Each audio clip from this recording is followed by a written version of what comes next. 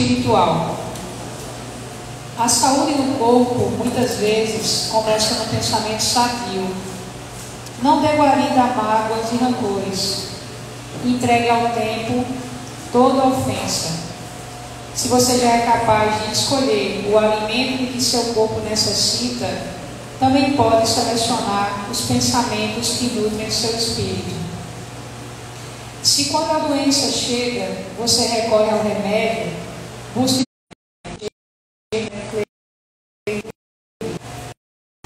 vamos começar a pressão. Boa noite a todos. Nós possamos fechar os nossos olhos, levar o nosso pensamento a Deus, entrar em oração. Senhor Deus, amado Pai, estamos aqui mais uma vez nessa noite reunidos para seguir o ensinamento do nosso Mestre Jesus. Que os espíritos dessa casa possam nos auxiliar, que nós possamos aprender os ensinamentos que aqui serão apresentados, que nós possamos aplicar cada vez mais esses ensinamentos em nossa vida. Senhor, que o Senhor nos auxilie, que nós possamos orientar cada vez mais a nossa vida no rumo do caminho do bem. E assim como os bons espíritos nos auxiliam, a nossa Mãe Maria Santíssima possa sempre nos cobrir com o seu manto, para que nós tenhamos força de continuar a nossa jornada. E já pedimos a Ti a Tua bênção, nos auxilie, nos proteja e nos ilumine. Que assim seja.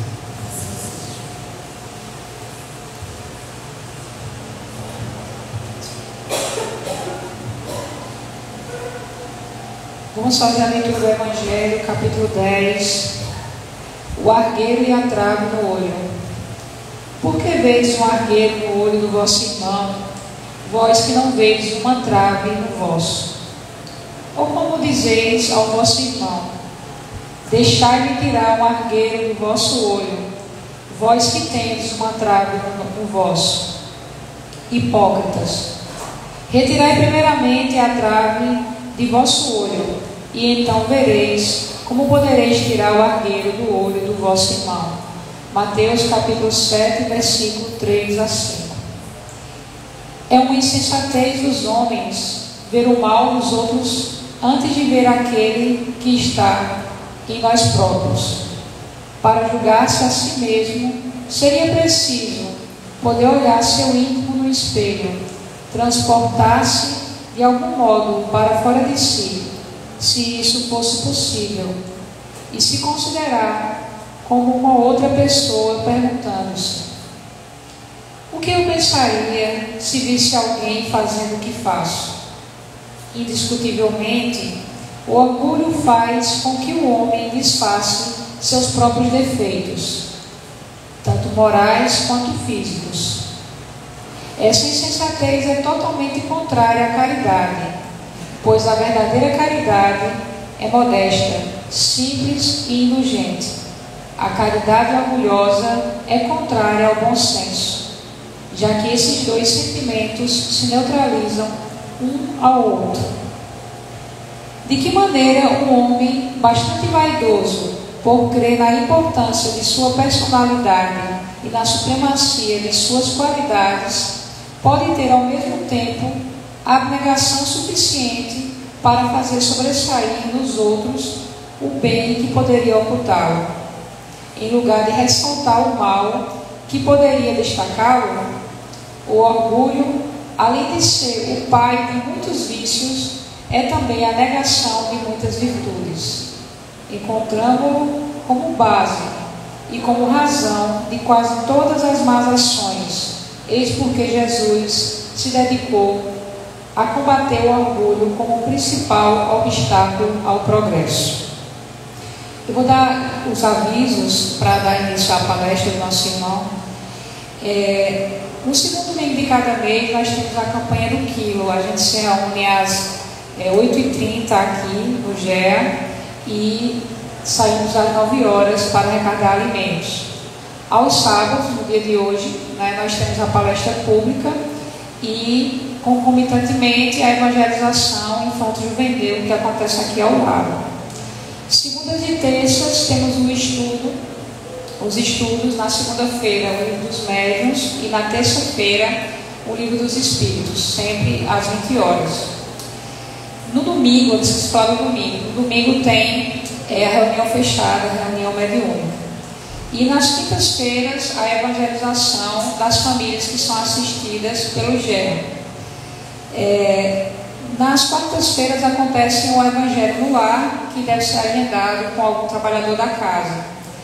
E nos sábados também, às 7h30, acontecem os atendimentos fraternos, que também devem ser agendados previamente. Tá bom? Então eu vou passar a palavra para o nosso palestrante, que vai falar a respeito da saúde mental e os processos reparadores de renovação na evolução do ser. Nosso irmão Aurélio Gama, da Seara Espírita Maria de Nazaré. Vamos a todos.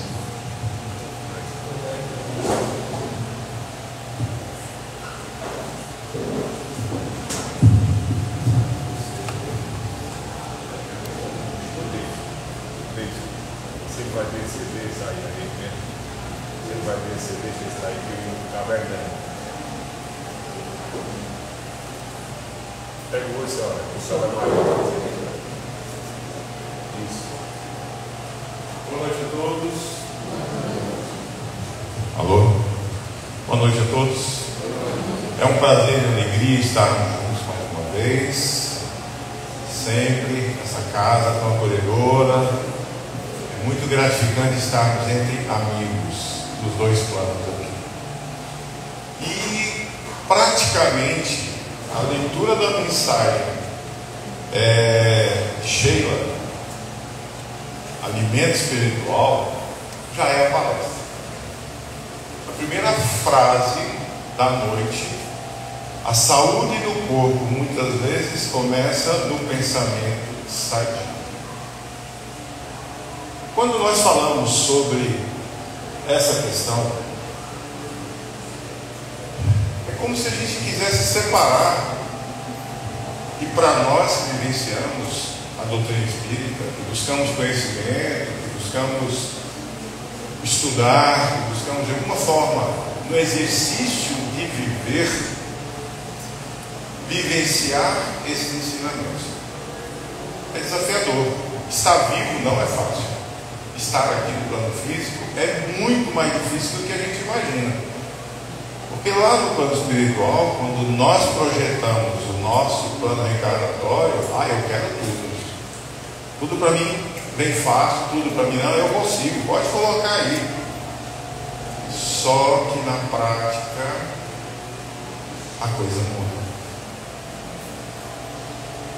E aí nós vivenciamos esses tormentos que muitas das vezes nós não percebemos o quanto nós estamos gerando esses processos. Já definimos o tema de hoje. Esse tema, ele é parte do seminário, que inclusive em 2024 nós temos aí um seminário que vai ser feito em Caruaru. A abertura dele vai ser feita por Frederico Menezes, e o segundo dia do seminário vai ser um encontro por mês, feito aos sábados. O segundo momento será feito por mim, na qual nós vamos aprofundar ainda mais esse tema: saúde mental, mediunidade e espiritualidade. Porque o tema é muito mais complexo do que apenas projetarmos algumas ideias, trazermos alguns pontos para que nós possamos começar a entender, a perceber. E esse perceber, ele vai do dia a dia, porque são as não conformidades que eu tenho, que eu trago, que acabam criando as minhas amarras. E essas amarras, muitas vezes, estão relacionadas com os nossos processos. Por isso que o subtítulo do tema: processos reparadores de renovação. Por que renovação? Porque não adianta nós ficarmos no processo da lei de causa e efeito. Eu acho e cometo revolto e fico nesse processo, nessa simbiose, que não acaba nunca. E para mim sair desse ciclo, eu preciso renovar pensamento, renovar atitudes. Renovando, eu alcanço um degrau. E esses processos reparadores, hoje nós vivenciamos uma necessidade de olharmos profundamente para isso. Nós temos percebido, eu sou psicanalista clínico, trabalho com a psicoterapia vibracional, e a gente tem percebido um aumento expressivo de situações, de condições emocionais que estão alcançando, estão sendo gatilhados, que estão alcançando uma amplitude de uma forma muito imediata, muito rápida, e a cada dia aumenta esses casos, essas situações. Então a gente precisa olhar para isso e nos colocarmos, e nos inserirmos nesse processo. E aí nós vamos ver, no nosso encontro de hoje, nós trazemos, eu sempre busco trazer a bibliografia para pessoas que são teimosas, que, igual eu, que a gente tem que ir atrás para entender, aprofundar, estudar. Então eu sempre procuro mostrar a bibliografia desse estudo que nós vamos falar hoje. Então nós temos ali o Evangelho segundo o Espiritismo, capítulo 5, Bem-aventurados aflitos, o capítulo 17, Sede Perfeitos, além das obras, o Livro dos Espíritos, o Céu e o Inferno, Ação e Reação, Leon Denis, Problema do Ser, do Destino e da Dor, o Consolador, de Emmanuel, e também Ação e Reação. É muito importante porque a gente pinça essas informações e nós estamos falando aqui, o que está aqui não é nada novo. Chico Xavier escreveu 535 obras. Se nós começarmos hoje a estudar essas 535 obras, nós gastaríamos pelo menos 100 anos estudando, só para estudar, sem ter tempo de estar praticando nada. Está tudo aqui, está tudo na nossa volta. Então a gente olhar isso e saber que existe ao nosso alcance é muito mais do que apenas tomar conhecimento. Eu ouvi isso lá numa palestra. E o que eu faço com isso? Então, inicialmente, para a gente falar sobre essa questão da saúde mental e falar desses mecanismos reparadores, nós precisamos inicialmente trazer também a concepção da ideia de que a reencarnação que nos mostra que todo esse processo está ao nosso alcance. Basta nós termos um olhar mais detido. E aí mostra que esse processo na qual nós estamos inseridos, ele é parte de um planejamento maior. E esse planejamento, no livro A Gênese, no capítulo 8º, ele diz assim: o desenvolvimento orgânico está sempre em relação com o desenvolvimento do princípio intelectual. O organismo se completa à medida que as faculdades da alma se multiplicam. A escala orgânica segue constantemente em todos os seres. A progressão da inteligência, desde o pólipo até o homem, e isso não poderia ser de outro modo, uma vez que é necessário à alma um instrumento apropriado à inteligência das funções que ele deve cumprir. O que isso tudo nos mostra? Que à medida que nós vamos tomando consciência da nossa realidade, do nosso ser intelectual, o ser espiritual que somos, nós vamos, da mesma forma, influenciando a estrutura física na qual eu faço uso dela. Para que, à medida que isso aconteça, a minha estrutura física, corpo, o desenvolvimento orgânico que me permite ampliar, perceber, como diz a minha expressão, na medida em que essa progressão de inteligência, ela precisa ter algo que seja compatível. Como o inverso não pode acontecer,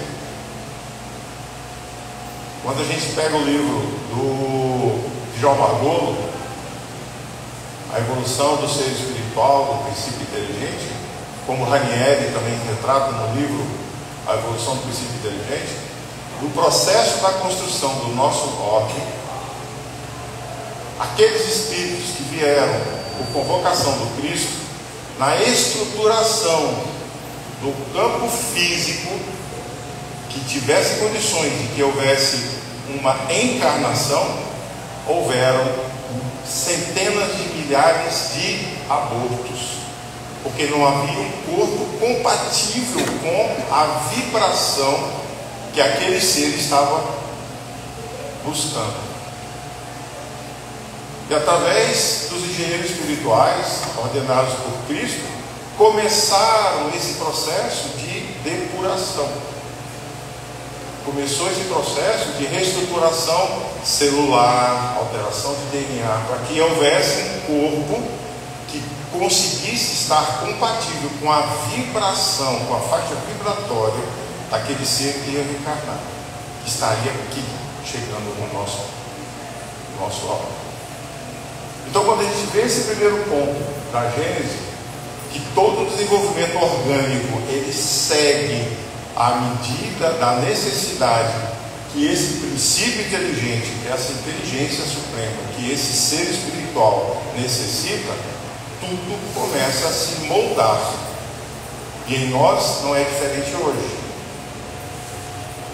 O meu planejamento encarnatório está lá descrito como aquela tabela que está ali, ó, do ciclo de palestras. Quem leu a série André Luiz, 17 livros, tem lá a descrição do Ministério da Reencarnação. Como é feito? Eles até descrevem que tem um boneco, e aí tem uma ficha anamnésica que traz todo o histórico daquele ser que vai reencarnar. É feita a programação, o planejamento. Aí eu vou fazer o quê? Quando eu alcançar os meus 50 anos, eu passo a ter início de um aneurisma. Quando eu chegar, não, eu vou ter um processo de catarata, proveniente dessa necessidade. Isso já está num campo de determinismo? Não. Vai de acordo com a medida em que eu vou também assimilando, entendendo e mudando em mim esse campo vibratório. À medida que eu começo a expandir, eu começo a entender que eu sou vibração, que tudo em mim é um campo de sintonia, que eu interajo com tudo que está à minha volta, eu começo a perceber que também em mim as transformações acontecem.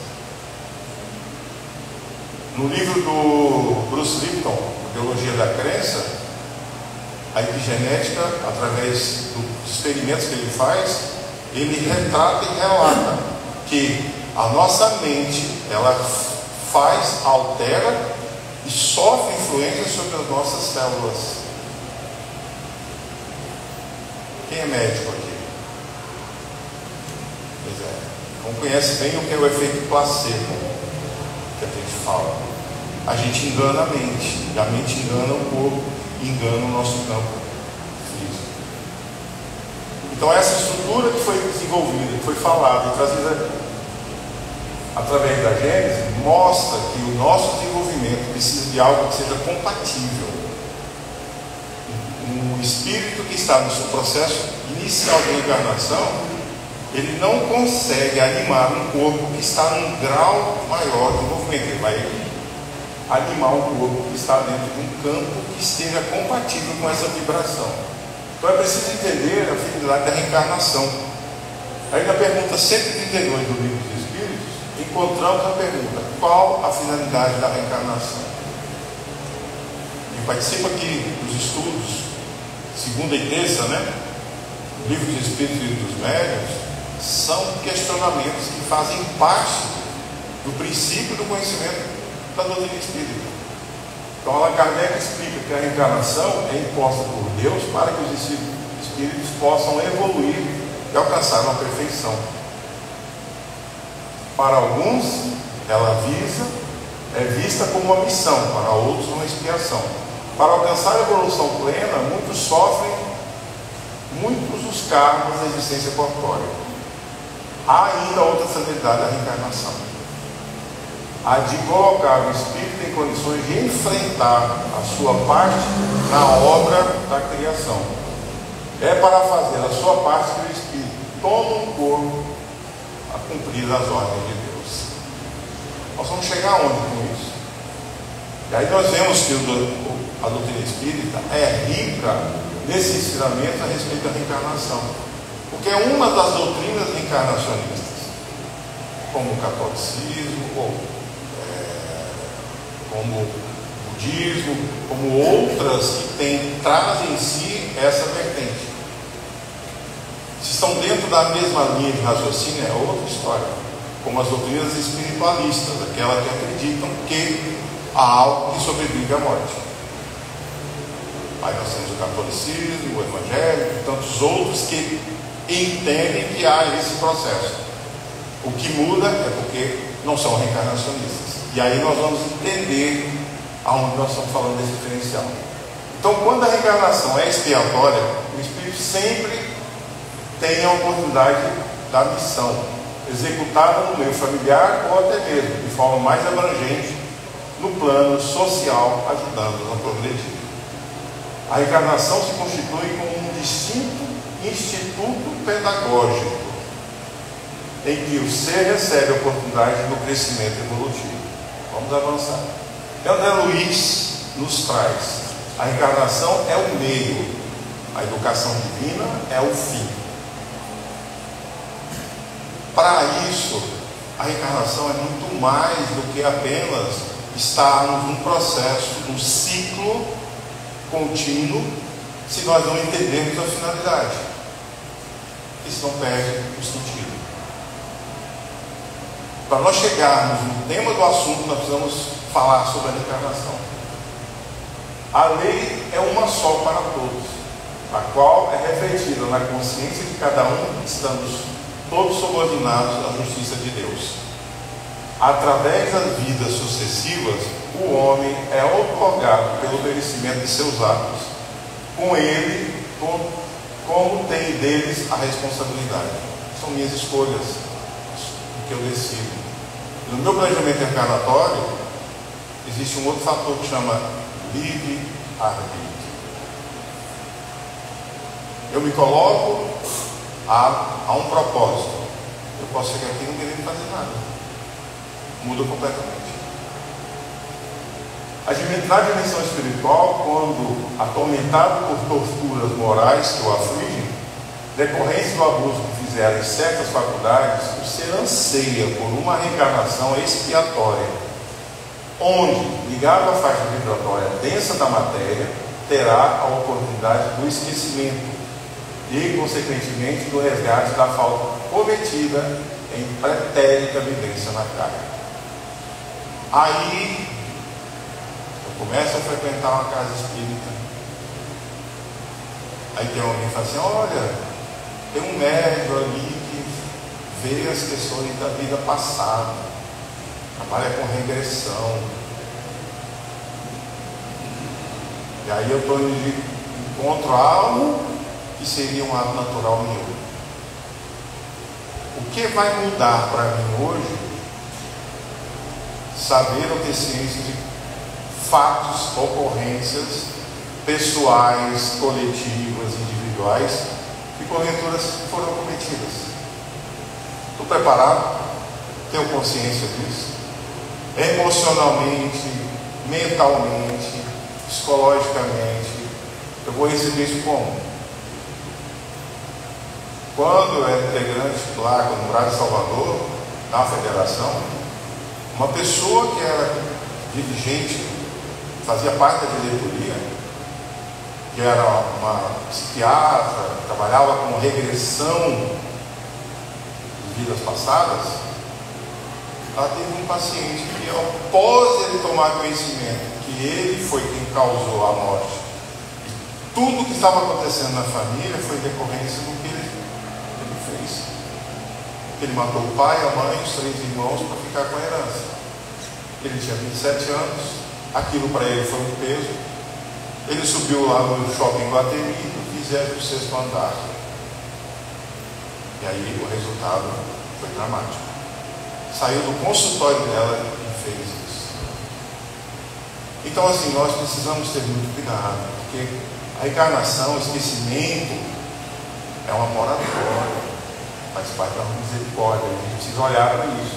Então, o vitorioso diante da expiação retornará à verdadeira pátria, agora, não mais como algoz, mas sim como vítima, não sendo mais assediado e enredado pelo remorso anterior que parecia não ter fim, quando envolvido pelo sofrimento, ansiava por uma oportunidade reencarnatória. Aí reencarna, mas o espírito renasce no meio físico, ostentando um comprometimento físico e mental. Todos nós. Não tem ninguém que está isento disso.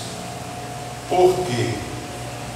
Porque o nosso campo vibratório, a sintonia, a frequência, tudo aquilo que eu assimilo está diretamente proporcional ao que eu emano.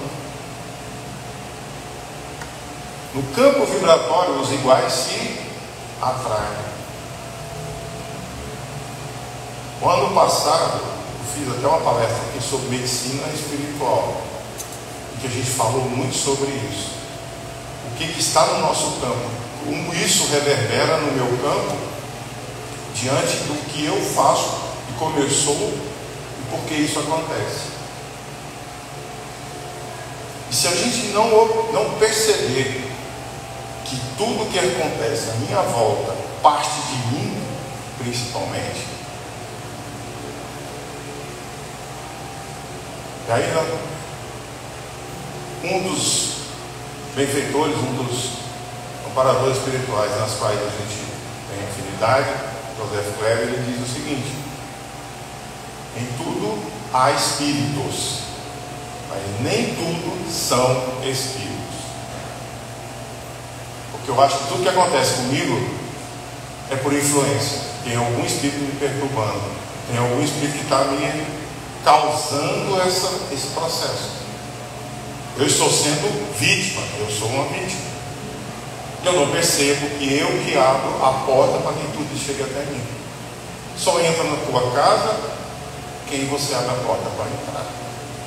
Se eu consigo, através de eu manter a minha estrutura mental, emocional, campo de proteção, aquilo não chega.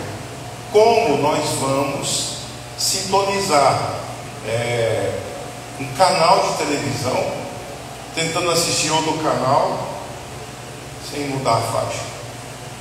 Quando eu mudo a faixa, muda a sintonia, muda a frequência. Sempre. É por isso que lá naquele começo, o corpo precisa ser compatível com a faixa vibratória do Espírito. No livro do Espírito tem uma questão que diz o seguinte: de onde o Espírito vai buscar os elementos necessários para o seu processo encarnatório? Como ele prepara isso? De onde vem essa estrutura? O perispírito interage no ambiente físico, tirando ali os elementos necessários para que possa moldar o corpo compatível em qualquer escala evolutiva. Pergunta número 100, está lá. Quais são as escalas evolutivas referentes ao desenvolvimento? Mundos primitivos, mundos de prova e expiação, mundo de regeneração. E aí vai. Aí nós estamos falando tanto de transição planetária, esperando que alguma coisa aconteça de fora. Vai ser aqui, ó. A transição, essa mudança, esse processo de transformação é de dentro para fora. tomarmos a consciência que esses processos reparadores de renovação, eles vão acontecer na medida em que eu começo a tomar consciência do que eu sou, como eu estou, naquilo que eu estou buscando. Essa clareza mental, ela virá dessa forma. E José ainda diz o seguinte: observa no que você está pensando, que tipo de emoção você está gerando, que você tem, que você sente. Você vai saber no que você está sintonizado. Aí eu encontro com o Ronaldo, olho para ele e falo: nossa, lá vem o Ronaldo, eu não quero encontrar com o Ronaldo. Eu já começo a gerar em mim um campo alterado. Aí eu não quero que a comida que eu como faça mal, eu não quero ter refluxo, eu não quero ter gastrite, eu não quero ter nenhuma anomalia física. Aí eu vou lá fazer aquele monte de exame, não dá nada. Se a gente não buscar entender, dificilmente nós vamos conseguir sair desse ciclo vicioso nas quais a gente está tentando justificar o que acontece. É sempre do outro para mim, é sempre de fora para dentro. Embora as cadeias temporárias da carne lhe impeçam o voo, o espírito, durante o repouso do sono, compreende a importância dessa experiência e necessita de uma compreensão, extrema atenção e imensurável amor de todos os circulantes, principalmente dos seus familiares e amigos. É o nosso acolhimento. Mas nem tudo são flores. De onde ficam os espinhos? A energia espiritual, controladora por excelência, funciona como um campo organizador biológico, atuando sobre os genes e, consequentemente, na dinâmica celular. A estrutura na qual o meu perispírito vai moldar o corpo está diretamente relacionado com o campo vibratório na qual eu preciso imergir, na qual eu vou trazer, na qual eu venho acoplar essa estrutura física. Caso contrário, não há condições do espírito animar aquele corpo. O corpo é um mecanismo, é um instrumento, é um acessório que o espírito recebe disponível para que através dele ele possa manifestar a sua consciência. Num dos estudos, num livro que está sendo escrito, em determinado momento, Dr. Ricardo, que é um dos espíritos nas quais eles trabalham, são 3 médicos, e ele é um deles. Um dos campos que foi mostrado é que a nossa projeção da nossa mente superior, naquilo que nos conecta à divindade, está ligado diretamente ao nosso campo inferior, que se manifesta aqui. Qual é essa manifestação? A materialização dessa consciência que ainda se sente prisioneira na matéria, o ego. As nossas limitações, as nossas dificuldades de avançar, a gente não quer abrir mão. Eu não quero abrir mão, eu tenho todas as facilidades. Não tem nada errado de ter as facilidades. Não está nada errado de eu usufruir daquilo que está à minha volta. A questão é como eu faço e como eu me determino em meio a tudo isso. Então, quando a gente fala que essa estrutura orgânica, elas precisam estar compatíveis com a frequência, essa energia espiritual, a vibração, a sintonia na qual eu estou nela, é porque esse corpo vai refletir o que em mim existe.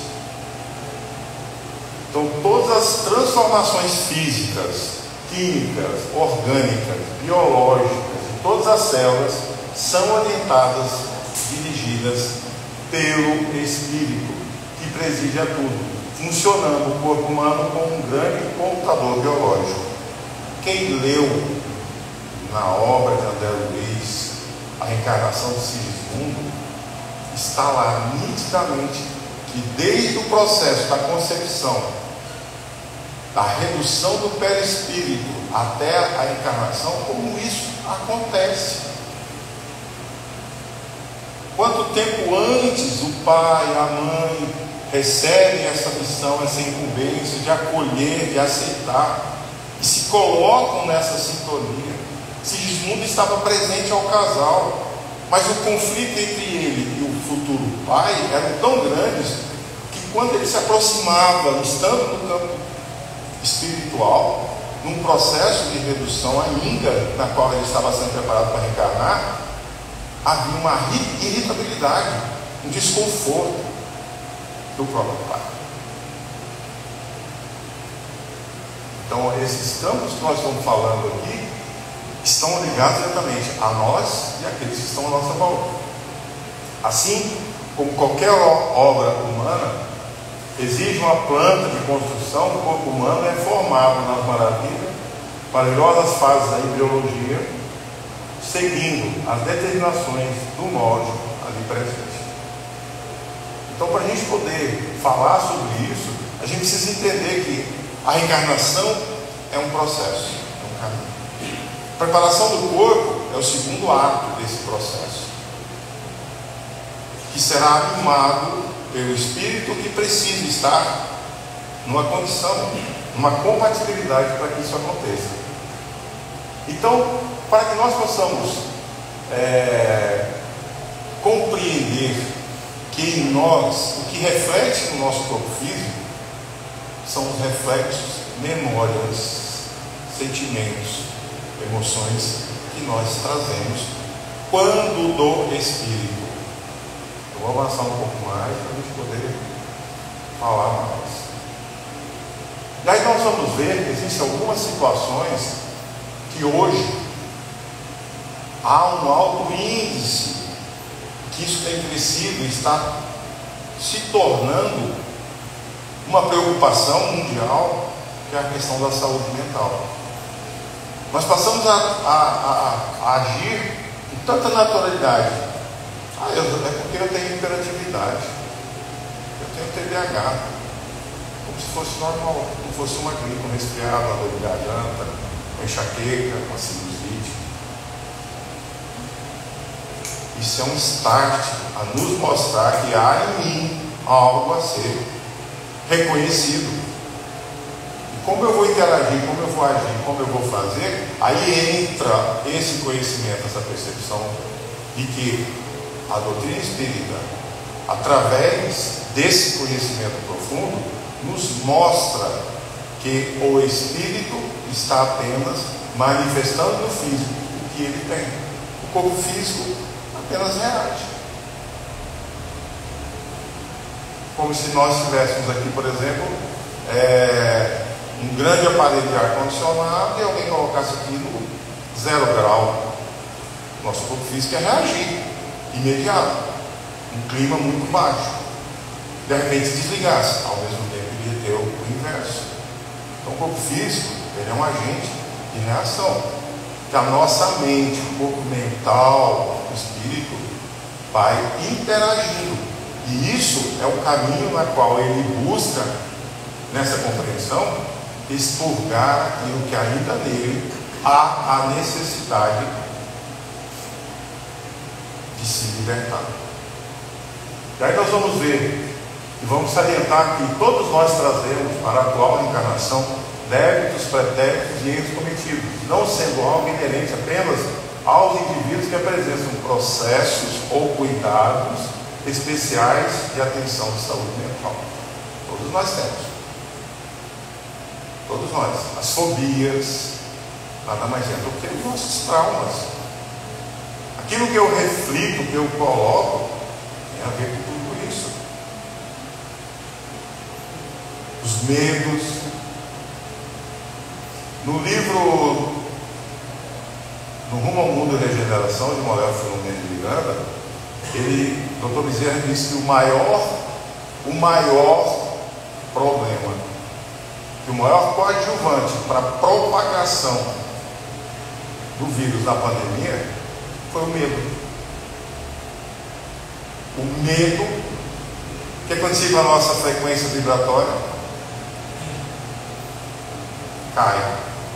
E a Nete Guimarães, num vídeo, coloca que, à medida que nós, 5 minutos, assistimos um programa que trata de violência, de notícias ruins, o nosso campo vibratório, as nossas células registram isso que nós estamos vendo, e nós levamos 5 horas para poder expurgar essa vibração.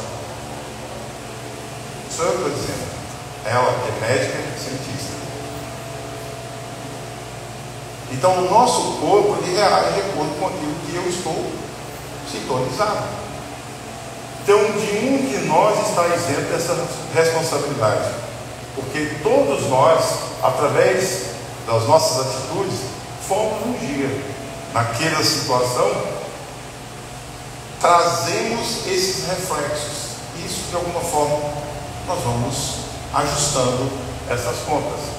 Então, baseando-se numa premissa aplicável a alguns casos, justamente porque ele faz essa abordagem, eu tinha feito, separado 3 caminhos.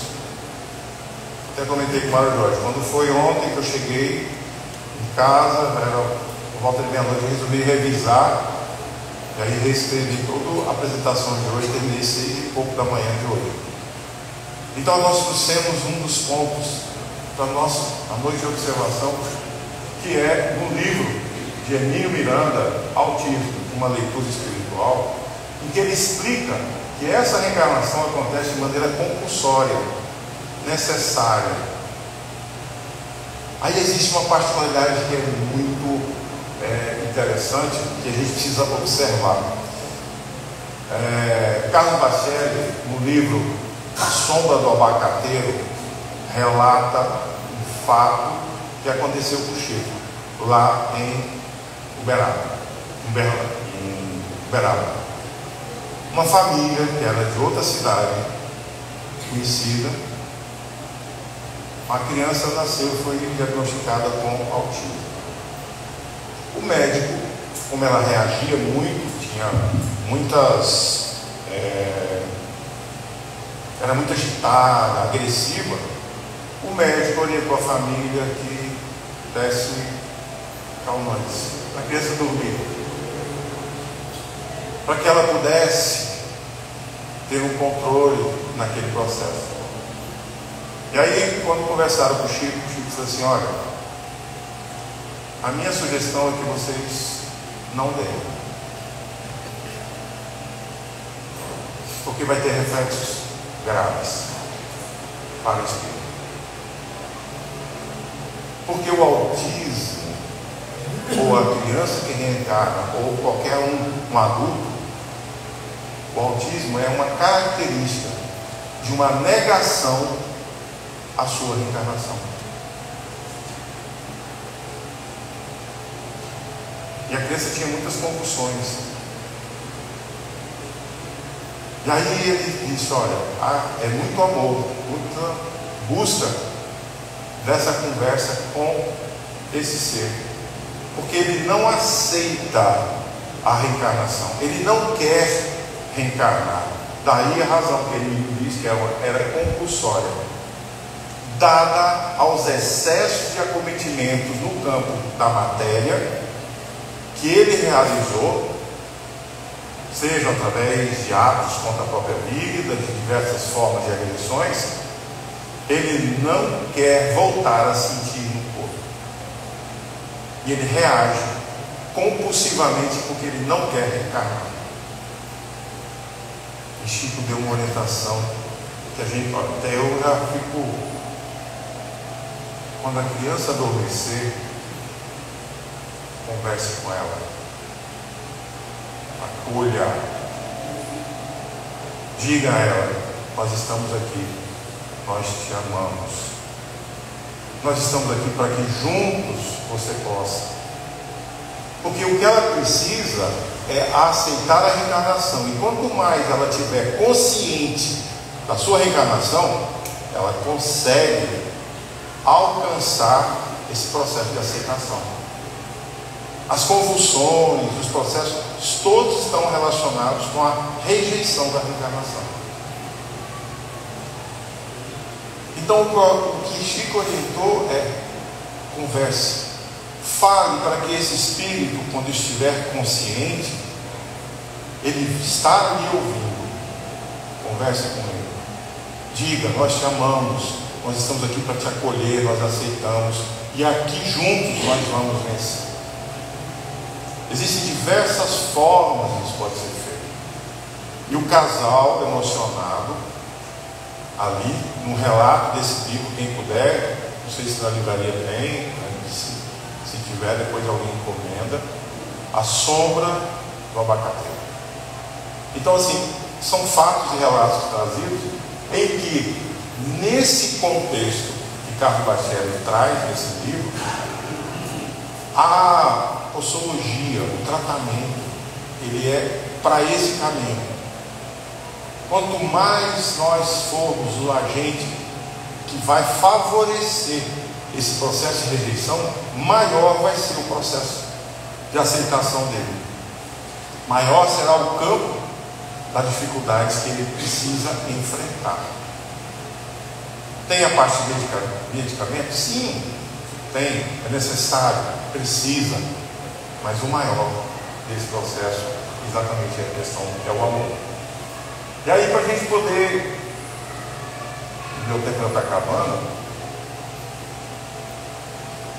os nossos estímulos atrativos, dores ou cansaços, são desinteressantes, limitados para esses espíritos. O que eu quero chegar na doutora Ellen Van Bach, que é PhD em psicologia, que reforça a versão do seu livro A Vida Após a Vida, Life Before Life, onde explica que o autismo pode ser uma atitude de rejeição à reencarnação. Ela é uma pesquisadora, ela tratou sobre isso. Chico trouxe essa informação.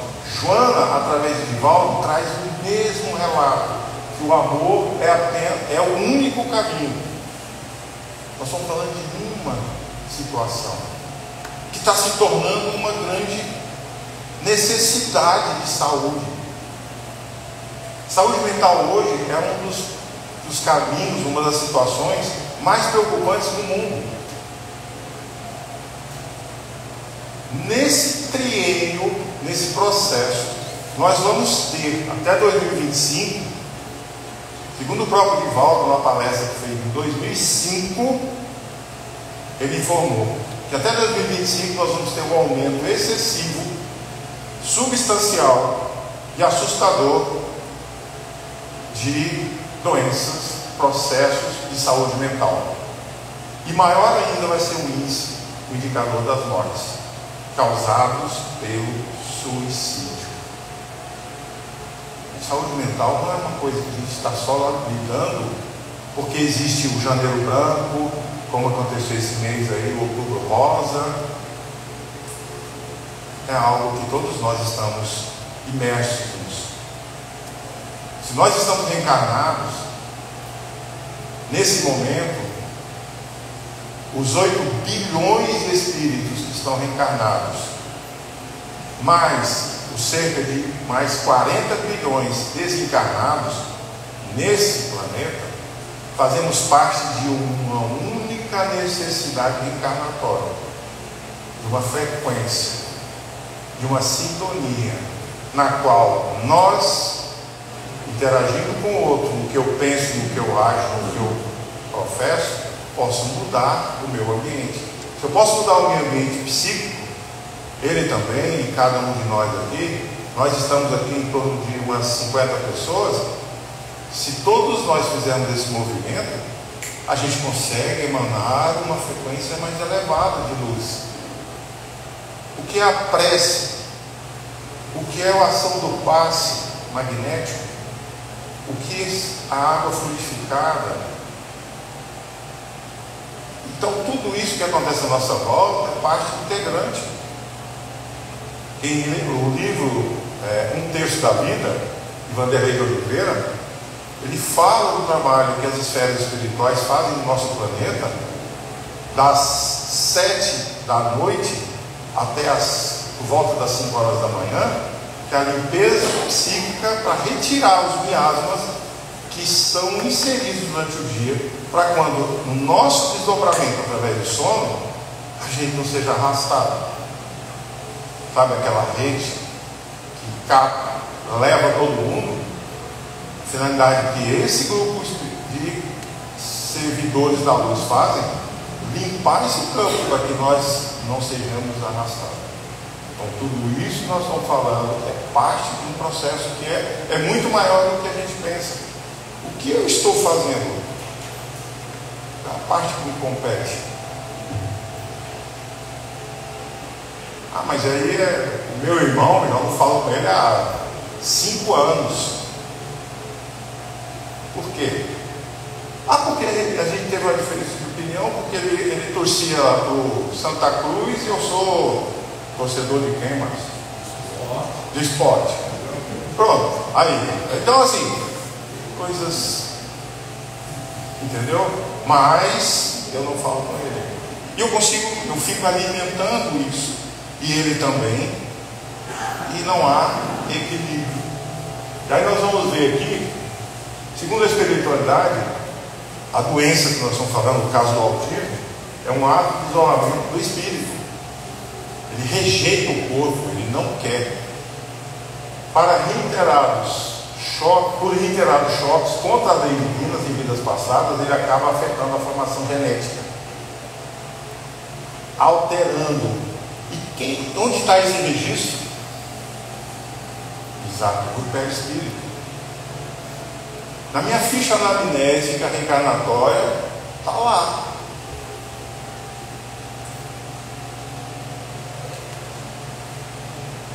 Quem me conhece sabe, eu comecei na mediunidade, reunião mediúnica aos 13 anos, por conta das necessidades. E desde então, esses espíritos que a gente tem essa afinidade, eu soube aos meus 25 anos que aos 50 anos eu iria desencarnar. E aí quando chegou aos 50, eu já tinha preparado a minha família, meus filhos, para isso, para não ver. Então, resultado.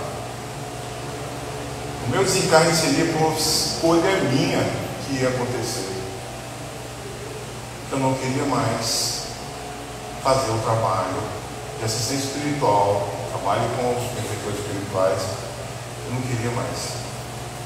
E aí veio um dos espíritos que me atendeu naquele dia e disse: Dr. Ricardo, você tem toda a opção de escolher, mas eu também tenho que te avisar que daqui a 6 meses você desencarna. Eu falei: não. Isso foi em 2010, quando eu fiz 50 anos. Estamos aí. Então as nossas escolhas determinam esse processo. Eu escolho, mas qual vai ser o sentido de eu continuar? Esse espírito que está passando por esse processo de rejeição, de não aceitação, daí nós que estamos fazendo esse processo precisamos entender que existem essas etapas para que nós possamos compreender. A reencarnação, de acordo com o Dr. Caio Abujade, pode ser apresentada de 2 maneiras. A primeira, que é a expiação planejada cometida por culpa, onde o tratamento é dividido em 4 etapas: tratamento espiritual, tratamento processo obsessivo, tratamento das neuroses, quadro clínico, precisamos tratar sim com os médicos da Terra, tratamento da personalidade e progresso moral. Então é um conjunto de ações que precisam ser implementadas. A segunda, como reencarnação compulsória, quando o espírito rejeita a reencarnação, nesse caso o espírito apresenta um quadro de severa dissociação socioafetiva, dificuldade na aceitação de qualquer proposta ambiente maior severidade do quadro clínico, baixo teor de maturidade moral e dificuldade de aceitar as dores reencarnatórias. Não é tão simples como a gente imagina. E nenhum de nós está isento disso. Nós conhecemos crianças, adultos, pessoas que precisam ter esse olhar, precisam estar cientes de que tudo isso é parte do seu processo.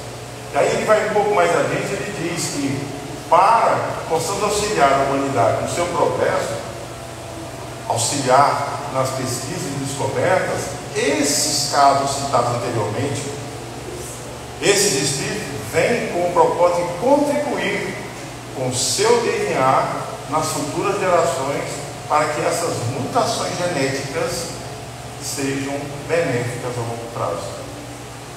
À medida que ele reencarna, isso vai se alterando.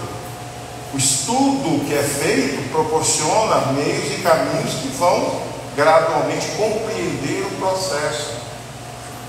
A alteração genética que é sofrida ali,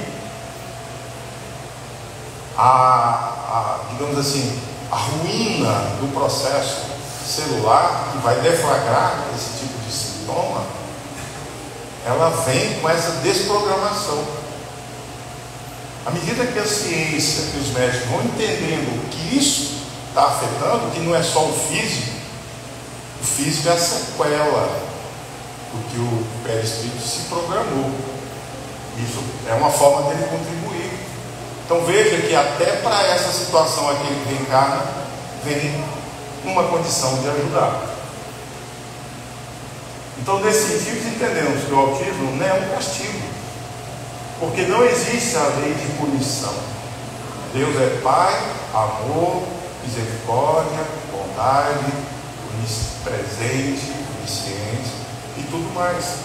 Então, através dessa lei de causa e efeito, ele convida o espírito ao reajuste da sua consciência ética, fustigada pelo arrependimento e remorso, para ele se pacificar.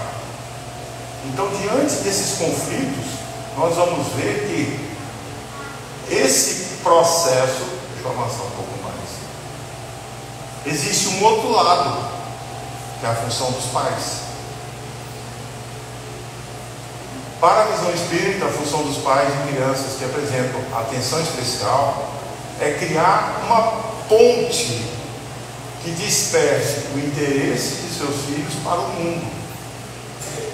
Por que ele tem a dificuldade? Por que ele tem uma sensibilidade auditiva? Porque ele rejeita tudo que é físico. E aí os pais entram nesse processo. Essa ponte deve ser criada com base no amor, na paciência, nos estímulos, sem nunca desistir diante dos fracassos que devem aparecer. Eu tento, eu não consigo, não preciso olhar, ver que ali existe uma necessidade. A partir do momento que eu tomo consciência que ali há um ser espiritual na qual eu me coloco como mediador, aceitando, porque existe um outro lado. Se veio até mim esse propósito, é porque a gente tem as condições necessárias para acolher, para trazer aquele espírito a cura que ele precisa.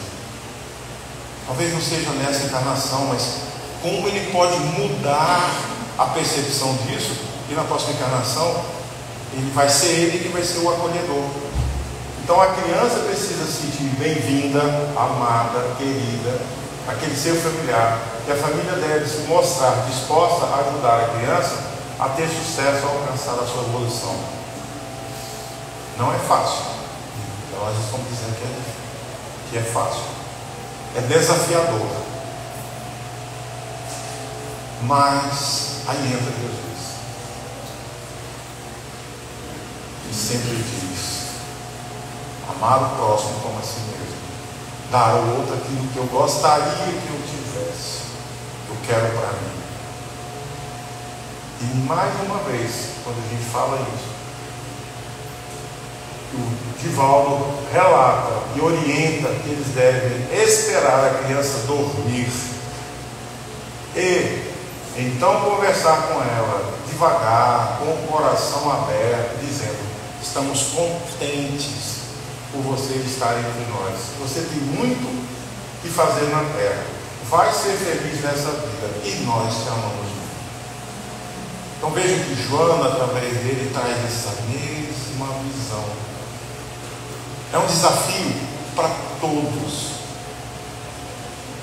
mas é algo que só aquela família, aquele casal, diante de todos, reúne as condições necessárias para que aquele espírito seja acolhido.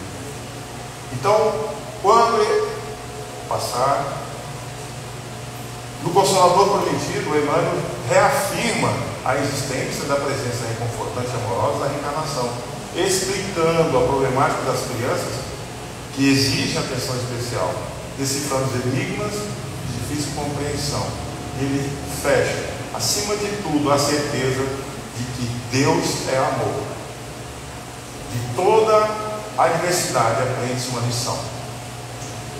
E se há lição, há sempre um propósito maior, vindo de Deus, a fim de que a caminhada rumo à melhoria seja trilhada e alcançada.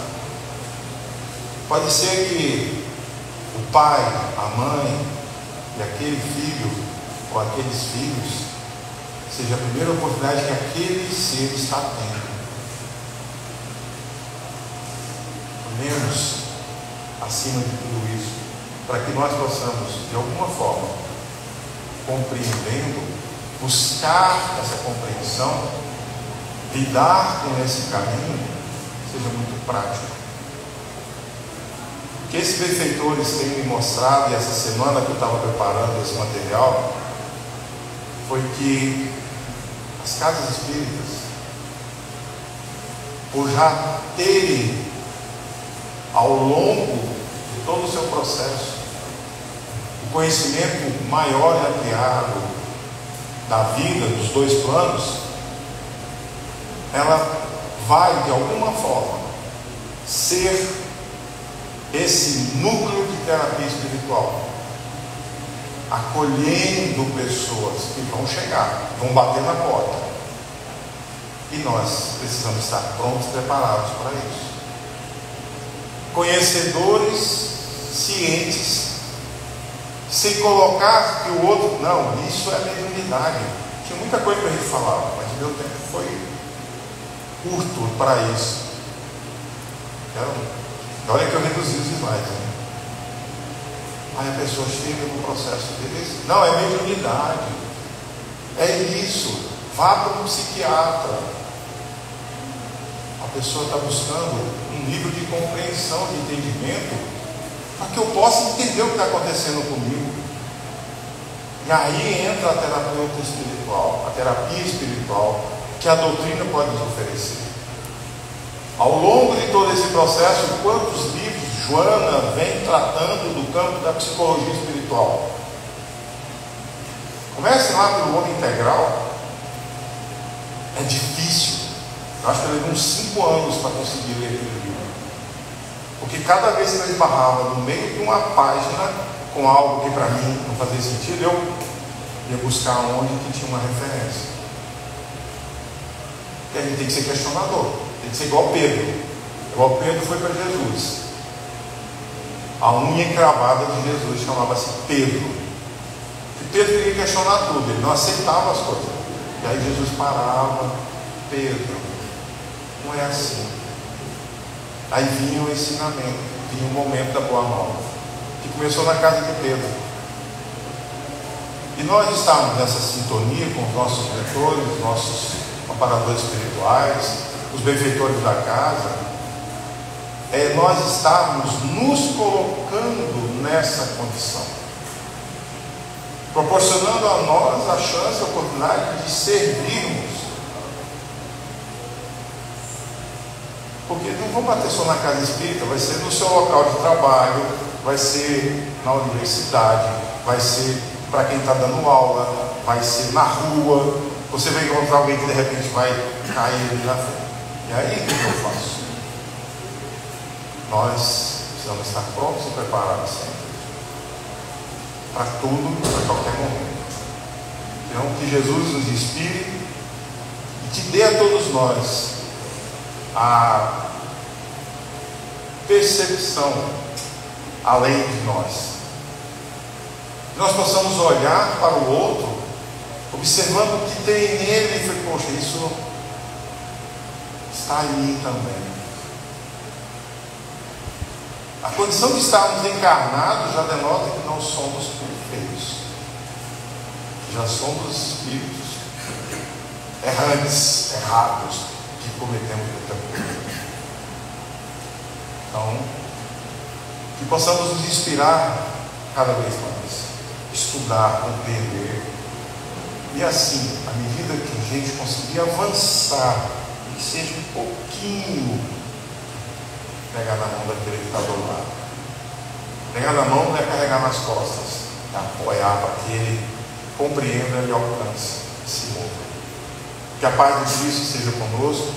Desculpe eu avançar na hora, mas a gente precisa falar sempre sobre tudo isso. Espero que a gente tenha conseguido trazer nesse momento aquilo que foi importante e necessário. Lembrando que nós vamos ter o ano que vem esse seminário, a qual estarão eu e o Frederico Menezes, e um dos temas nas quais nós vamos abordar é saúde e mental, mediunidade e espiritualidade. Vai ser em Caruaru, vai ser divulgado ainda, vai ser em março e abril. Então agradeço a todos por emprestar seus ouvidos e pela paciência. Muita luz. Cadê a minha mentora da mesa?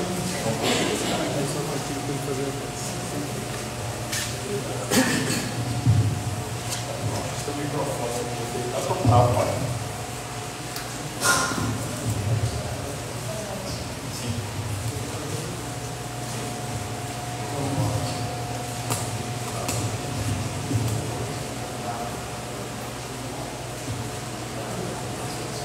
Sim, só o último aviso é que quem tiver em tratamento espiritual, então estiver precisando do passe, se posicione aqui nessa casa, nesses bancos, né, à esquina. Hoje a casa está cheia, pode ser que eles fiquem mais cheios, mas aí pode ficar também nesse ponto do meio. E à medida que for diminuindo, vocês vão se relocando aqui para a esquerda. A gente vai fazer agora a nossa prece final de encerramento, o nosso irmão Aurélio. Vamos entrar nesse momento de meditação. Vamos lá. Está cheio dos dois planos da vida, viu? A arquibancada aqui está lotada. Mas vamos lá. Então vamos fechar os nossos olhos, porque o ato de fechar os olhos não é nenhum ritual. A gente sabe que não existe isso dentro da doutrina espírita, a gente vai estudando. Mas é uma forma de nós olharmos para dentro de nós. Não ficarmos tão expostos ao que está no entorno. Então a gente fecha os olhos, respira, e nós vamos dizer assim: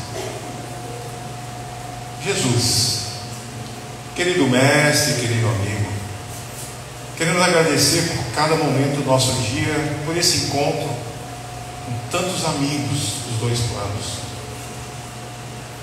Agradecemos pela vida, por viver, por tudo aquilo que ao longo do nosso dia, na nossa existência, chegou até nós e por tudo aquilo que ainda chegará. Somos gratos, Senhor, por cada momento de sua atenção, pelo teu amparo através dos caravaneiros crísticos, através dos seres de luz, através dos mentores, através dessa casa, de tantos outros locais nas quais nós nos colocamos e podemos sentir muito mais sobre a presença divina. Gratidão, Senhor, por cada momento em que estás conosco e nos conduz. E nesta noite queremos não só agradecer, mas também pedir por todos aqueles que aqui se encontram, por aqueles que não puderam estar aqui nessa noite, pelos nossos irmãos espirituais, que de alguma forma também passam pelas suas necessidades, que as emanações de amor dessa noite alcancem cada coração que necessita dessa luz. Que teu amor profundo, através do teu sorriso, do teu abraço reconfortante, envolva a humanidade que necessita de tanto esse amor.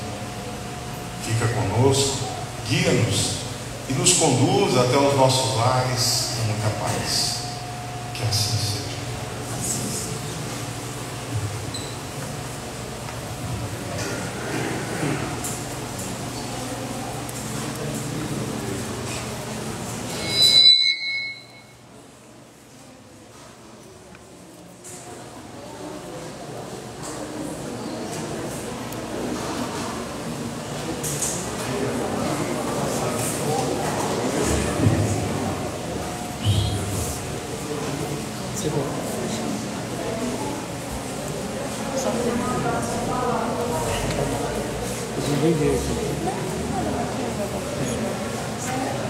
Segura aí. Se eu vou dar pro coisa. Se eu não sair até que tu pega o meu celular e esses coisinhos e bota lá no carro.